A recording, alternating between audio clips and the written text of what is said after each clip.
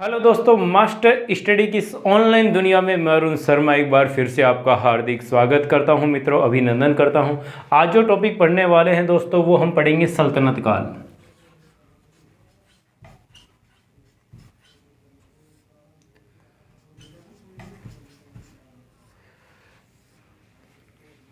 कौन सा है? सल्तनत काल। सल्तनत काल में कौन से वंश आते हैं? देखिए, सल्तनत काल में कई बार एग्जाम में आपसे वंशों का क्रम, वैसे सल्तनत काल में सबसे जो पहला वंश था दोस्तों वो था गुलाम वंश। कौन सा था? गुलाम वंश।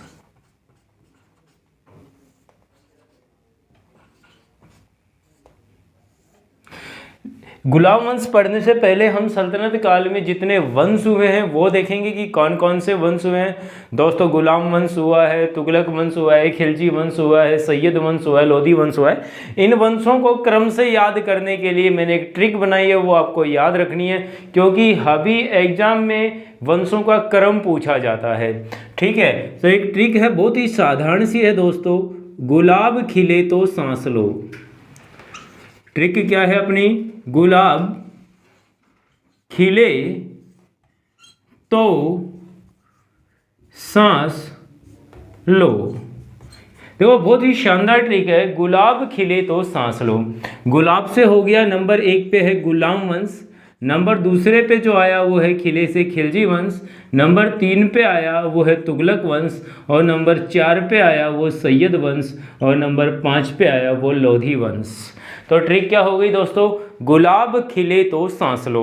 तो गुलाब से क्या हो गया? गुलाम वंश, खिले से खिलजी वंश, तो से तुगलक वंश, से सैयद वंश और लो से लोधी वंश।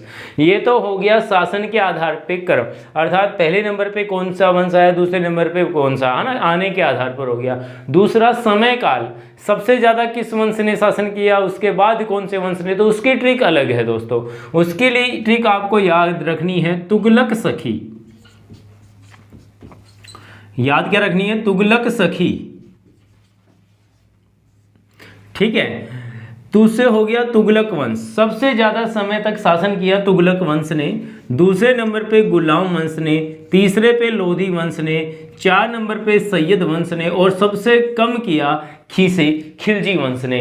तो ये आपको याद हो गया। दोनों ट्रिक बहुत ही शानदार ट्रिक हैं और इनको याद करना है आपको। बहुत ही शानदार तरीके से आपको समझाया गया है, तो ये भूलना नहीं है। अब मैं स्टार्ट करता हूँ गुलाम वंश। देखिए, गुलाम वंश का जो संस्थापक था दोस्तों कुतुबुद्दीन ऐबक था। गुलाम वंश का संस्थापक कौन था? कुतुबुद्दीन ऐबक।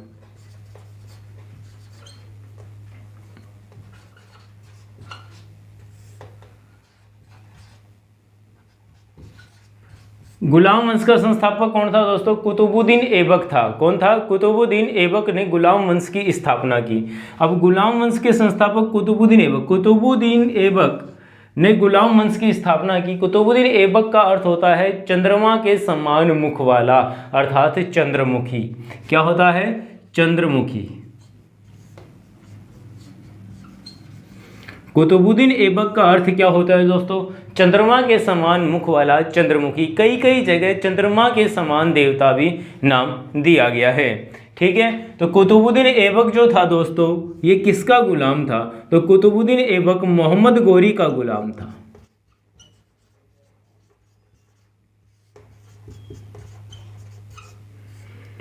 किसका गुलाम था दोस्तों? कुतुबुद्दीन ऐबक किसका गुलाम था? मोहम्मद गोरी का गुलाम था। किसका गुलाम था? मोहम्मद गोरी का गुलाम था कुतुबुद्दीन ऐबक। क्लियर हो गया? अब देखिए, कुतुबुद्दीन ऐबक ने 1206 में भारत में गुलाम वंश की स्थापना की थी। कब की थी? गुलाम वंश का जो शासनकाल है 1206 से 1290 तक माना जाता है दोस्तों। गुलाम वंश का शासन कब से कब तक माना जाता है? 1206 से 1290 तक है वो गुलाम वंश का शासन माना जाता है। कौन से वंश का शासन माना जाता है मित्रों?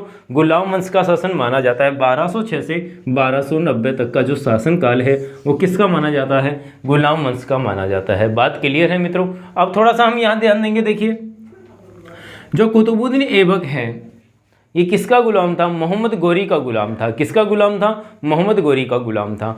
और इसने 1206 में कौन से वंश की स्थापना कर दी? गुलाम वंश की स्थापना कर दी। यह लाहौर से अपना शासन चलाता था।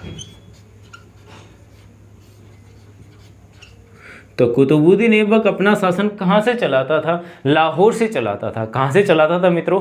लाहौर से ये शासन व्यवस्था कायम करता था। ठीक है। कुतुबुद्दीन ऐबक का एक पुत्र था जिसका नाम था आराम शाह।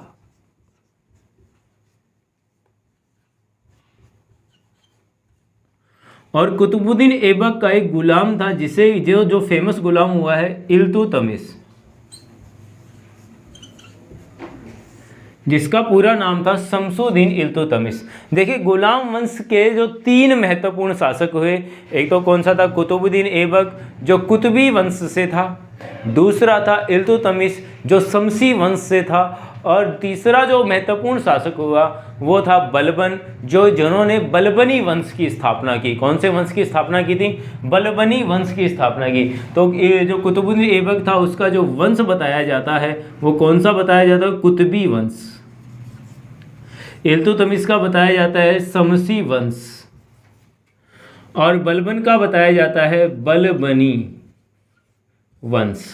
तो ये आपको याद रखना है, कौन से बताए जाते हैं? बलबनी वंश बताया जाता है, बलबन का बताया जाता है। क्लियर है दोस्तों? अब जरा यहाँ पर गौर करेंगे। देखिए कुतुबुद्दीन ऐबक ने ख्वाजा मुइनुद्दीन बख्तियार काकी की याद में, कुतुबुद्दीन ऐबक ने ख्वाजा मुइनुद्दीन बख्तियार काकी की याद में कुतुब मीनार का निर्माण प्रारंभ करवाया।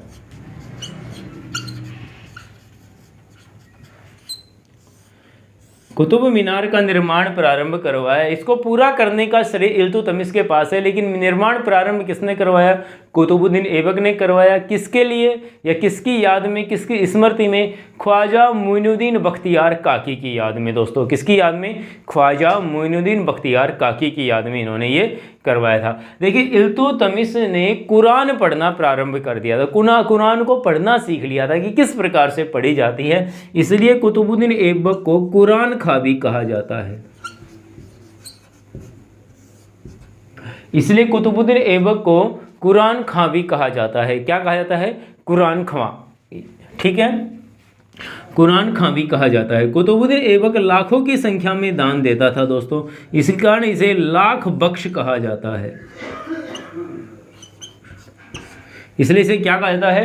लाखों की संख्या में दान देता था, इस कारण इसे क्या कहा जाता है? लाख बख्श कहा जाता है। क्लियर हो गया? लाखों की संख्या में दान देने के कारण इसे क्या कहा जाता है दोस्तों? लाख बख्श। बहुत अधिक सोना दान देता था, इसलिए इसे पील बख्श भी कहा जाता है। क्या कहता है? पील बख्श भी कहा जाता है। इसे अपनी उदारता के कारण, कुतुबुद्दीन ऐबक बहुत ही उदार प्रवृत्ति का व्यक्ति था, इसे अपनी उदारता के कारण हातिम द्वितीय भी कहा जाता है। हातिम सेकंड। हातिम देखो यमन का राजकुमार था, बहुत ही उदार राजकुमार था, उसी के तर्ज पर यह भी बहुत उदार व्यक्ति था, इसलिए इसे हातिम द्वितीय कहा जाता है। क्या कहा जाता है? हातिम द्वितीय कहा जाता है। कुतुबुद्दीन ऐबक को 1208 में सुल्तान के रूप में मान्यता मिली। कुतुबुद्दीन ऐबक को गजनी के सुल्तान ने 1208 में सुल्तान के रूप में मान्यता प्रदान कर इसे अपनी दास्ता से मुक्त कर दिया था, इसे अपनी दास्ता से फ्री कर दिया था कि अब ये दास नहीं है। ठीक है, तो कुतुबुद्दीन ऐबक को दास्ता से मुक्ति कब मिली? 1208 में। सुल्तान के रूप में इसे कब ख्याति प्राप्त हुई? 1208 में। इससे पहले ये मोहम्मद गोरी के सिपह सालार के रूप में काम करता था। क्लियर हो गया मित्रों? अब यहाँ से आगे बढ़ते हैं। देखिए कुतुबुद्दीन ऐबक जो है, कुतुबुद्दीन ऐबक जो है यह 1210 में लाहौर में, 1210 में लाहौर में चौगान खेलते हुए, चौगान जिसे हम पोलो कहते हैं, चौगान खेलते हुए घोड़े से गिरकर मर गया, घोड़े से गिरकर मर गया। इसके बाद जो इसका पुत्र था आराम शाह शासक बना दोस्तों। आराम शाह ने केवल 8 माह तक शासन किया था और आराम शाह की हत्या इल्तुतमिश ने कर दी थी। इल्तुतमिश से कुतुबुद्दीन ऐबक ने अपनी पुत्री का विवाह भी किया था, अर्थात इल्तुतमिश नाते में आराम शाह का जीजा लगता था, लेकिन फिर भी आराम शाह की इसने हत्या कर दी और खुद गद्दी पर बैठ गया। तो इल्तुतमिश को गुलाम का गुलाम कहा जाता है दोस्तों, और गुलाम के बारे में हम कल विस्तार पूर्वक अध्ययन करेंगे। तब तक के लिए लगातार हम मेरे साथ बने रहिए। जय हिंद, जय भारत।